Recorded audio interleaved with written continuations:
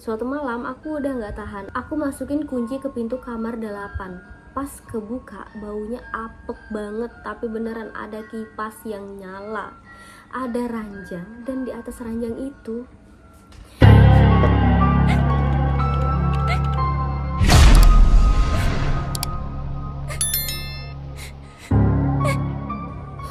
Assalamualaikum, balik lagi sama aku di Ngapeh Malam.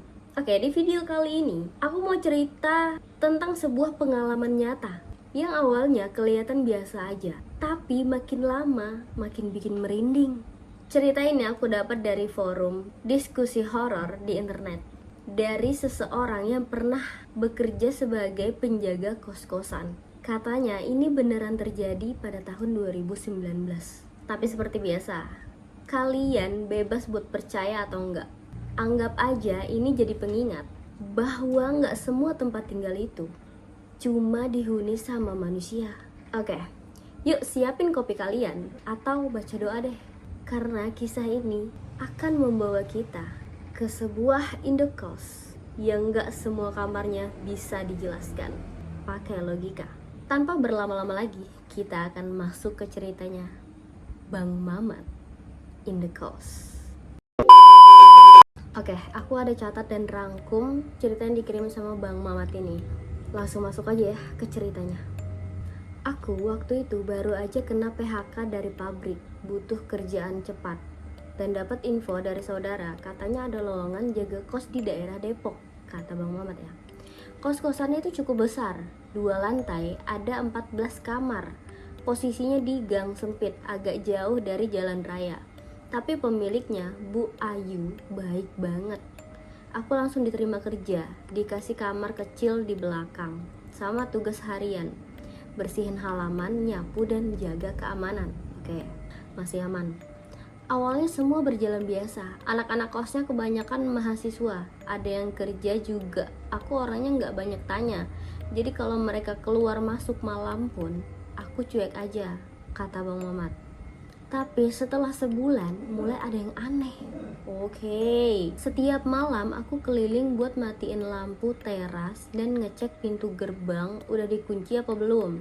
Nah, di lantai atas ada satu kamar nomor B. Aku perhatiin kamar ini selalu gelap dari luar, tapi meteran listriknya selalu nyala, bahkan angkanya terus bertambah.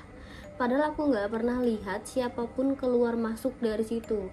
Pas aku tanya ke anak kos lainnya, mereka cuma bilang, "Oh, kamar itu udah lama kosong, Bang." Tapi meterannya aktif, kata Bang Mamat. Tiap bulan juga aku setor data ke Bu Ayu dan dia nggak pernah protes. Anehnya lagi, kadang jam 2-3 pagi aku dengar suara langkah kaki dari atas. Padahal kalau ku cek, semua kamar sepi. Rasa penasarannya Bang Mamat makin tinggi. Suatu malam aku bawa senter, pelan-pelan naik ke lantai 2, dan di balik tirai ada siluet orang duduk. Aku buru-buru turun, niatnya besok pagi mau ngomong ke Bu Ayu langsung, kata Bang Mamat. Besoknya aku ceritain nih semua ke Bu Ayu, tapi reaksi dia cuman, "Udah Bang Mamat, jangan terlalu banyak mikir. Kamar itu biarin aja kayak gitu." Bang Mamat kaget. Ya aku pun kaget ya, maksudnya gimana nih? Kan kosong ya? Yang penting listriknya dibayar. Kalau ada suara-suara, anggap angin lewat. Bentar-bentar. Itu kamar kosong, listriknya dibayar. Siapa yang bayar coba? Gimana coba? Oke, lanjut ya. Itu pertama kalinya aku sadar, mungkin aku kerja di tempat yang lebih dari sekedar kos-kosan, kata Bang Mamat. Beberapa malam setelah itu, anak kos cowok namanya Reza datang ke aku, mukanya pucat. Oke, Bang, kata Reza ya. "Bang, aku dengar suara orang nangis dari kamar 8. Tapi pas aku deketin, suara itu berubah jadi ketawa. Perempuan, Bang." Oh my god.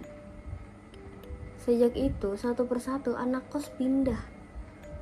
Kos yang tadinya ramai jadi cuma sisa 4 kamar yang terisi.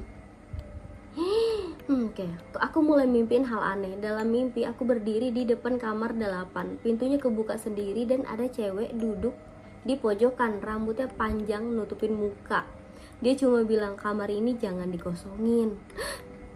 Sorry, ini kayaknya agak-agak ini ya. Kamar ini jangan dikosongin gitu. Dan aku kebangun dalam kondisi keringat dingin, tapi tanganku megang kunci kamar 8. Padahal aku tidur di kamar belakang. Oh my god. Suatu malam aku udah gak tahan, aku masukin kunci ke pintu kamar 8.